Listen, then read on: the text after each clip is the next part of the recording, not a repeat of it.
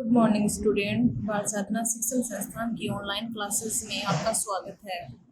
Last वाले video में अपन ने पढ़ा था chemical reactivity of lanthanide.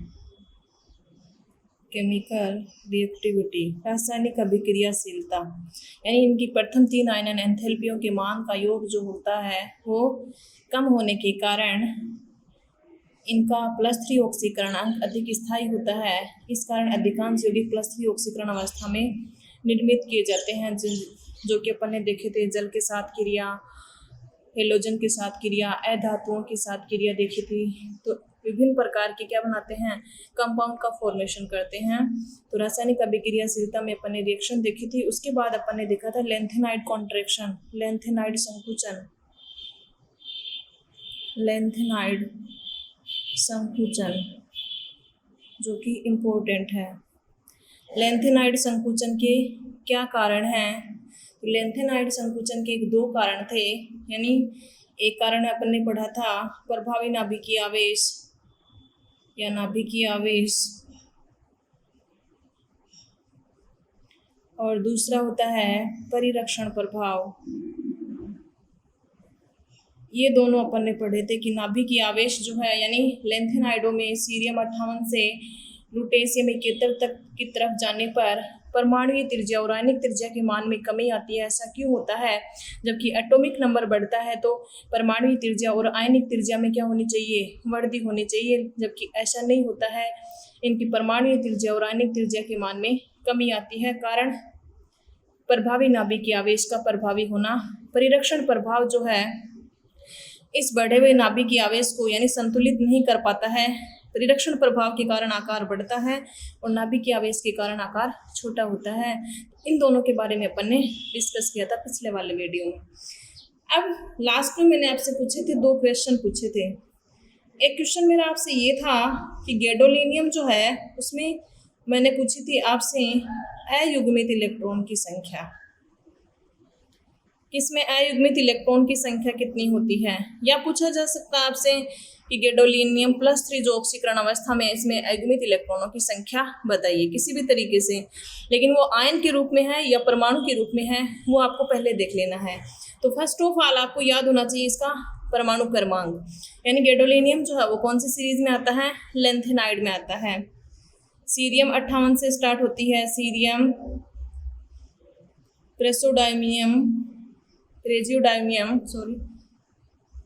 नियोडायमियम, promethium, samarium, europium, gadolinium. यहाँ पे आता है गैडोलीनियम। तो 58, 59, 60, 61, 62, 63 और 64। परमाणु क्रमांक कितना होता है? 64। सामान्य इलेक्ट्रॉनिक विन्यास आपके ध्यान में है, यानी जीनोन 4f 0 से 14, 5d 6s2। ये होता है सामान्य इलेक्ट्रॉनिक विन्यास। 6s में तो हमेशा 2 इलेक्ट्रॉन होते हैं। और गैडोलीनियम यानी सीरियम है, गैडोलीनियम है और लुटेशियम, इन तीनों में क्या होता है? 5d में एक इलेक्ट्रॉन होता है। तो एक इलेक्ट्रॉन कहाँ आ जाएगा? एक इलेक्ट्रॉन यहाँ आ जाएगा। और 4f में कितने इलेक्ट्रॉन हैं? तो अब टोटल काउंट कर लीजिए। 54, 55, 56, 57, 57, 58, 59, 60 और 64। 7 कम रह गए। तो ये हो जाएगा इसका इलेक्ट्रॉनिक विन्यास। इलेक्ट्रॉनिक विन्यास में अपन f के कितने कक्षक होते हैं? 7। जैसे d के 5 होते हैं। एक कक्षक में अधिकतम 2 इलेक्ट्रॉन भरे जाते हैं। 1, 2, 3, 4, 5, 6 और ये 7। डी के होते हैं 5 और एस का होता है 1। तो 7 भरेंगे। 1, 2, 3, 4, 5, 6, 7 और 8वां इलेक्ट्रॉन यहाँ आएगा, क्योंकि अधिकतम कितने भरे जाते हैं? 14। एक कक्षक में 2 कितने कक्षक हो गए? 7। 5d एक ही है, 6s2। तो यहाँ देखिए नंबर ऑफ अनपेयर्ड इलेक्ट्रॉन कितने हैं? तो 7 तो ये हो गए, एक ही हो गया, कितने हो गए? 8 हो गए। लेकिन पूछ रहा है गैडोलीनियम +3 में कितने अयुग्मित इलेक्ट्रॉन हैं? तो उस स्थिति में आप क्या करोगे? यानी अब लिखोगे गैडोलीनियम +3 जो है उसका विन्यास क्या होगा, तो 2 इलेक्ट्रॉन तो किस में से निकलेंगे, 6s में से, 1 इलेक्ट्रॉन किस में से निकलेगा, 5d में से, क्योंकि n-2f के जो इलेक्ट्रॉन है वो आंतरिक कोश में भरे जाते हैं, इस कारण 1 इलेक्ट्रॉन जाएगा 5d का और 2 इलेक्ट्रॉन जाएंगे 6s के। तो गैडोलीनियम +3 जो है उसका इलेक्ट्रॉनिक विन्यास क्या हो जाएगा, ज़ीनॉन 4f7 5d0 6s2। तो नंबर ऑफ अनपेयर्ड इलेक्ट्रॉन कितने हो जाएंगे, 7 हो जाएंगे। तो ध्यान ये रखना है Gd+3 पूछा है या केवल गैडोलीनियम पूछा है, तो आपको इलेक्ट्रॉनिक विन्यास जो है उसके अकॉर्डिंग ही आपको नंबर ऑफ अनपेयर्ड इलेक्ट्रॉन जो है कैलकुलेट करने हैं। तो ये हो जाएगा इस क्वेश्चन का आंसर। अब देखिए दूसरा क्वेश्चन मैंने आपसे पूछा था कि संक्रमण तत्व के एक यौगिक के चुंबकीय आघूर्ण का मान उसमें दिया हुआ था, चुंबकीय आघूर्ण का मान दिया हुआ था। दूसरा क्वेश्चन है ये 3.9 बोर मैग्नेटॉन। यानी जरूरी थोड़ी है कोई तत्व आपको दिया हुआ हो फिर उसमें चुंबकीय आघूर्ण का मान पूछ ले या युग्मित इलेक्ट्रॉन की संख्या पूछ ले। हो सकता है वो चुंबकीय आघूर्ण का मान आपको दे दे और उस तत्व में क्या पूछ ले, अयुग्मित इलेक्ट्रॉनों की संख्या। अयुग्मित इलेक्ट्रॉनों की संख्या किसके द्वारा रिप्रेजेंट करते हैं अपन, स्मॉल n के द्वारा रिप्रेजेंट करते हैं, ये वाली पूछ ली जाए। तो यानी इसके 2 तरीके हैं, या तो द्विघात समीकरण से निकाल लीजिए या आप वैसे नहीं निकाल सकते, आपके पास टाइम कम है, 1 नंबर का है या आधे नंबर का दिया हुआ है, तो उस स्थिति में आप क्या कीजिए, जल्दी यदि निकालना है, सोल्व करना है, तो उस स्थिति में आप यानी चुंबकीय आघूर्ण का मान 3.9 बोर मैग्नेटॉन है। अब म्यू इज इक्वल टू क्या होता है, म्यू इज इक्वल टू होता है, तो म्यू का मान मैंने रख दिया √n+2 होता है, ये होता है म्यू का फॉर्मूला। अब यहाँ से तो रूट हटाएंगे, इसका स्क्वायर करेंगे, फिर सोल्व करेंगे तो टाइम ज़्यादा लगेगा। यानी इस तरीके से अपन निकाल सकते हैं, यदि n इज इक्वल टू 1 हो तो, n इज इक्वल टू 1 हो तो मान कितना आएगा, 1 × 1 + 2 कितना हो जाएगा 3, √3 का मान 1.732 होता है और यहाँ कितना आ रहा है 3.9, तो यानी n का मान 1 तो नहीं है, n का मान 2 कर लेंगे अपन, n का मान 2 रखेंगे तो कितना आएगा 2 + 2 आएगा, तो कितना हो जाएगा 4 8 होगा तो कितना आएगा, √3 तो पूरा होगा नहीं, 3 9 होना चाहिए, यानी 2 पॉइंट समथिंग आएगा, 2.8 या 7 आएगा बोर मैग्नेटॉन। ये 2.7 भी नहीं है। n इज इक्वल टू 3 रख के देखेंगे अपन, n इज इक्वल टू 3 रखेंगे तो क्या हो जाएगा 3 × 3 + 2 कितना हो जाएगा 5 और √15 का कितना हो जाएगा 16 का 4 होता है, तो यानी थोड़ा सा कम है, तो यानी कितना आ जाएगा 3.9, यानी ये इसका ही हो सकता है 15 जो है 3.9 का। तो अयुग्मित इलेक्ट्रॉनों की संख्या कितनी आएगी 3 आएगी। तो अयुग्मित इलेक्ट्रॉनों की संख्या इस तरह से निकाल लेंगे अपन, यानी चुंबकीय आघूर्ण का यदि मान दिया हुआ है तो n का मान 1 रख लेंगे, 2 रख लेंगे, 3 रख लेंगे, फिर 4 रख लेंगे। यदि इसके बराबर नहीं आ रहा है तो अब बराबर किसके आ रहा है 3.9 के, इसका मतलब इस वाली इक्वेशन में n का मान कितना है 3 है, तभी इसका मान कितना आया है 3.9 आया। अब एक दूसरा तरीका भी है, दूसरा तरीका थोड़ा लेंदी पड़ेगा, याद करो तो ठीक है, नहीं ऐसे निकाल लेना, ये बेस्ट तरीका है। दूसरा तरीका है यानी चुंबकीय आघूर्ण mu is equal to √n+2, mu का मान दे रखा है 3.9, ये दिया हुआ है n+2। अब देखिए क्या करेंगे, रूट हटाएंगे तो क्या करेंगे इधर स्क्वायर कर देंगे, स्क्वायर करेंगे तो क्या हो जाएगा n का स्क्वायर + 2n हो जाएगा, सॉरी ये रूट हटा देंगे, n² रूट हटा दिया, फिर इसको मल्टीप्लाई कर दिया, n² + 2n हो गया, यानी इसको मैं इस तरह से लिख सकती हूँ 2n इज इक्वल टू 3.9 का स्क्वायर। 3.9 को 3.9 से मल्टीप्लाई कर लेंगे, फिर n स्क्वायर प्लस 2n, फिर जो वैल्यू आएगी उसको अपन यानी इधर पक्षांतरण करेंगे तो कितना आ जाएगा, माइनस का आ जाएगा ये, और स्क्वायर का मानी वैल्यू को अपन यहाँ पर लिख देंगे, कितना आ जाएगा, 0 के बराबर हो जाएगा। अब देखिए द्विघात जो समीकरण होती है यानी उसमें क्या होता है, minus b plus minus b square minus 4ac upon क्या होता है 2a होता है, इससे निकाल लेंगे। यानी इसमें a जो है यानी यहाँ पर ax square plus bx minus c का स्क्वायर, तो देखिए यहाँ पर a का मान कितना है, a का मान 1 है, b का मान कितना है 2 है, और c का मान कितना है 3.9 का स्क्वायर, ये c का मान है यानी माइनस का 3.9 का स्क्वायर। अब देखिए a का मान पता है, b का मान पता है, c का मान पता है, इस वाले इक्वेशन में पुटअप कर देंगे। यानी b का मान माइनस का 2 रख दिया, प्लस का माइनस, यानी दो मान निकलेंगे, एक बार प्लस का करके निकाल लेना, एक बार माइनस का करके निकाल लेना। आंसर एक बार प्लस में आएगा और आंसर एक बार माइनस में आएगा। और प्लस में जो आंसर आएगा n, क्योंकि अपन को तो क्या निकालना है, n का मान निकालना है, जो प्लस में आए वो वाली वैल्यू सही होगी, क्योंकि माइनस में अयुग्मित इलेक्ट्रॉनों की संख्या कभी माइनस में नहीं होती। यदि अयुग्मित इलेक्ट्रॉन ही माइनस में होते तो फिर बाद में चुंबकीय आघूर्ण का मान कहाँ से आया 3.9। तो देखिए n की दो वैल्यू निकलेंगी, एक बार प्लस में और दूसरी बार माइनस में। तो यहाँ से b का मान कितना है 2 है, तो 2 का क्या कर देना स्क्वायर, 4 हो जाएगा, माइनस 4 इंटू a का मान कितना है 1, c का मान कितना है माइनस का 3.9 का स्क्वायर करके, यानी इसको मल्टीप्लाई कर देना। माइनस माइनस ये क्या हो जाएगा प्लस का हो जाएगा, दोनों को जोड़ देना, उसका रूट निकाल लेना, अपॉन 2 इंटू 1, मतलब ये तो 2 ही हो जाएगा।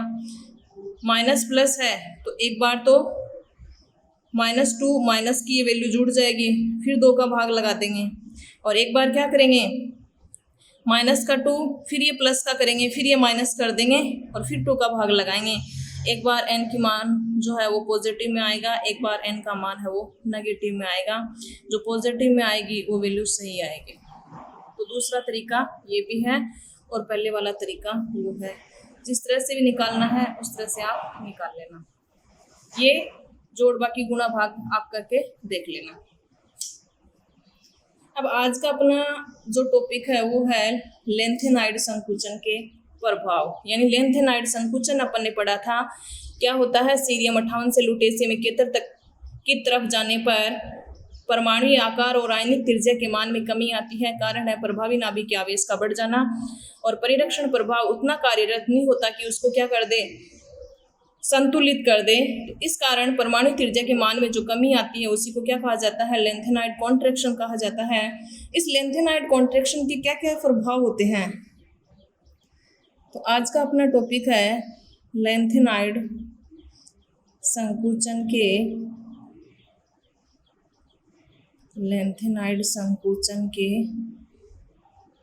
प्रभाव। लेंथेनाइड संकुचन का प्रभाव जो है, पहला है लेंथेनाइड हाइड्रोक्साइडों की क्षारीय प्रकृति। लेंथेनाइड हाइड्रोक्साइडों की क्षारीय प्रकृति।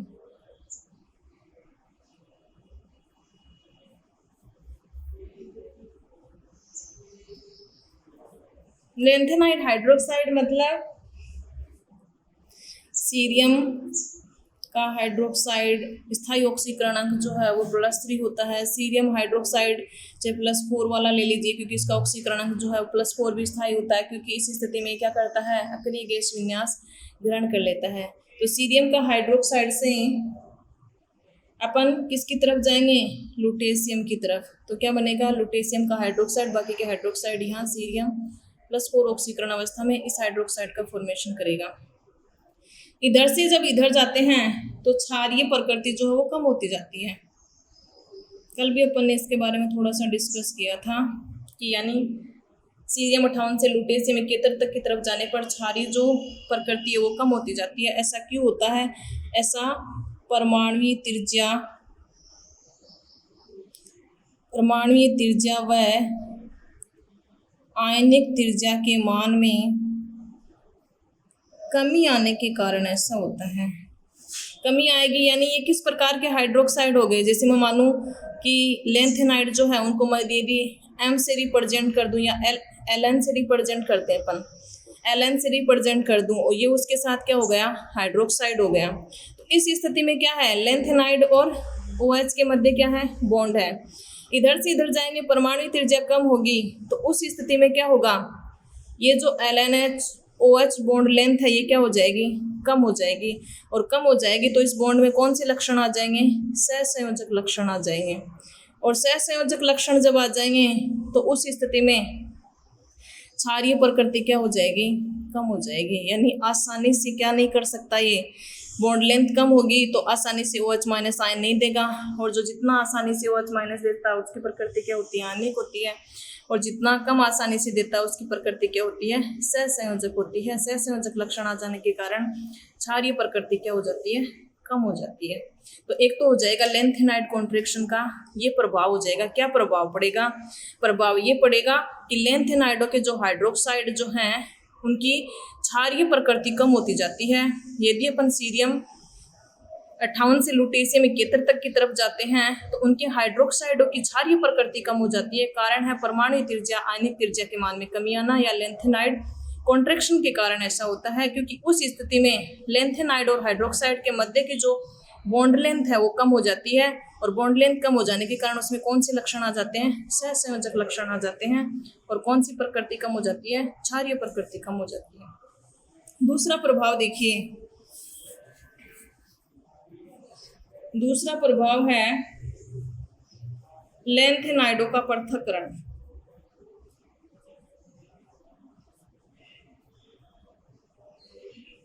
लेंथेनाइडों का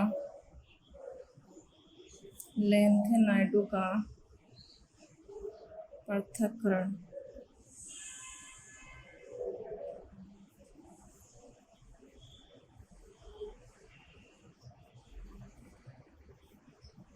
लेंथेनाइडों का पृथक्करण कैसे कर सकते हैं?